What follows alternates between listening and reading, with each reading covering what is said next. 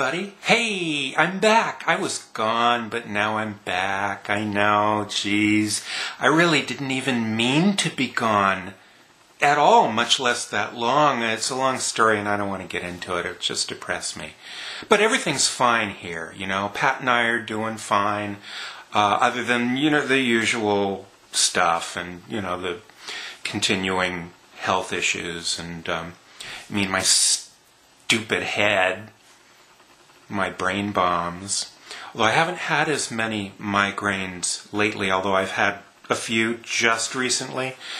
But overall, during the time I was gone, I hadn't had nearly as many as I have had in the past. So, knock on wood, again. But anyway, I just wanted to thank everybody who was asking, where the hell did that weird guy go?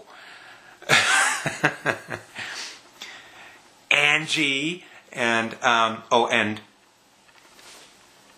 that was for Kim. See, I can do it too. Pretty good. It's not as good as when you do it, though. No way. No way.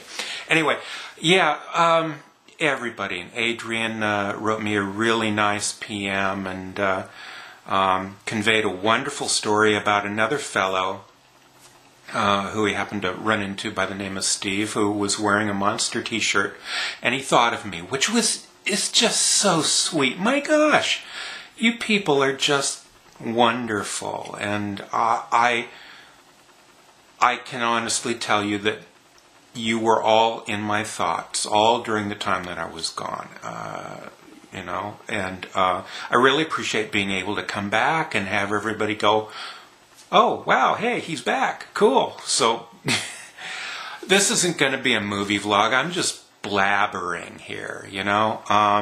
I'll do my Friday night movie vlogs and some other things. And actually, I've started to kind of accumulate ideas for a whole bunch of pre-Halloween things, which I'm not going to wait till Halloween to do. You know, I mean, it's like Halloween for me every day anyway, you know.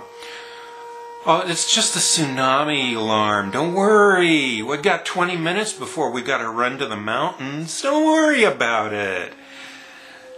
It was only one blast. I'm not sure what that means. That might mean they're out of sushi at the fire station. I'm not sure. But if the thing keeps going and going and going past 3, yeah, you better get in the car and go driving up Moore Street. Not named for me, I'll have you know. Up into the hills. Yeah, we're that close to the water here. But otherwise, you know, 2012 predictions aside, it's a beautiful place to live.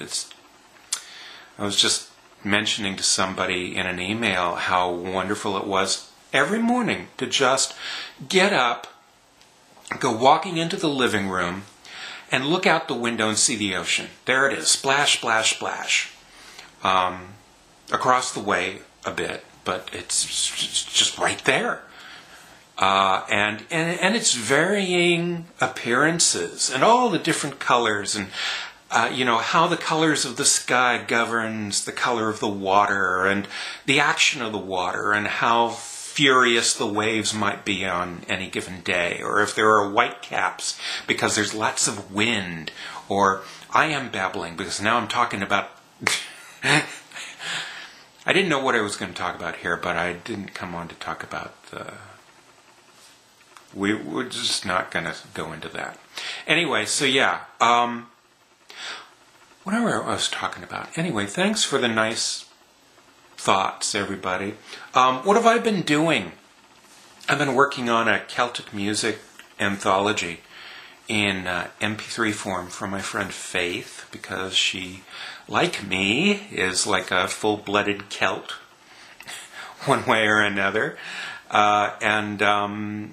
I, apart from being into the really dark goth music and stuff like that, I'm also big into Celtic music, but I'm especially drawn towards the storytelling songs, the ballads, old and contemporary. I don't discriminate.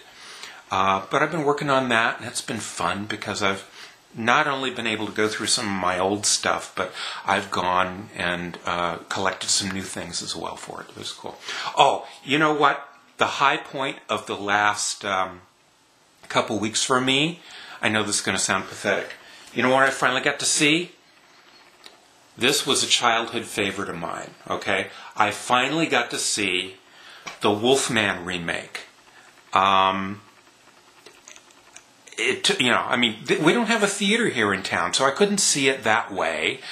And I had to wait until it came out on home video. And a friend of mine, I can't actually show it to you because I don't have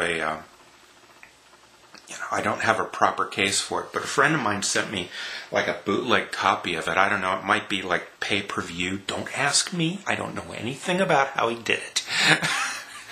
But he sent it to me knowing that I was just chomping at the bit to be able to see it. And I enjoyed it. I liked it.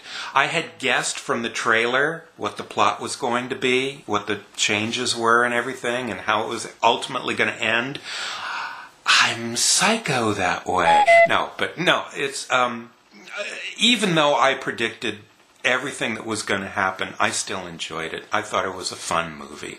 The effects were fun. Sure, it could have been better. What movie couldn't, except for what? Masterpieces like Citizen Kane and All the President's Men. And those are like The Sting. Perfect movies. You can't change a thing about them because they're utterly perfect, Oh, and a friend of mine...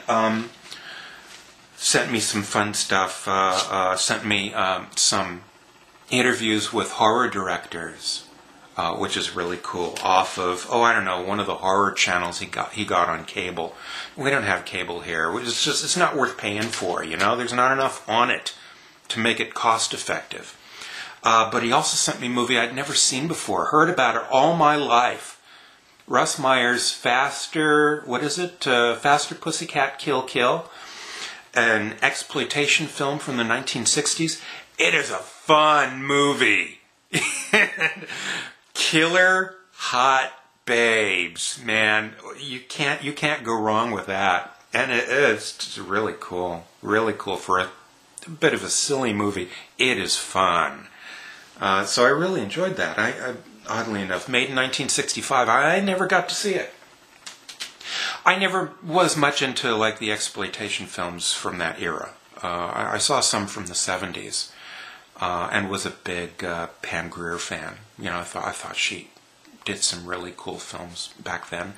And then Quentin Tarantino sort of regenerated her career with Jackie Brown, which is an excellent movie. And Pat loves it.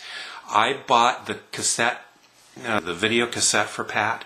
Back when we did such things, and then as soon as the DVD came out, I bought that for her too, and she loves that movie.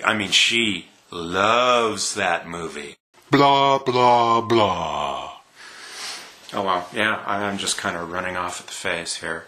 But anyway, yeah. So...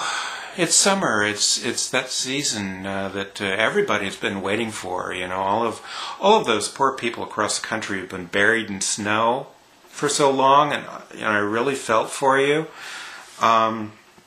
Hopefully you're really enjoying the utter toastiness of it being summer and everything.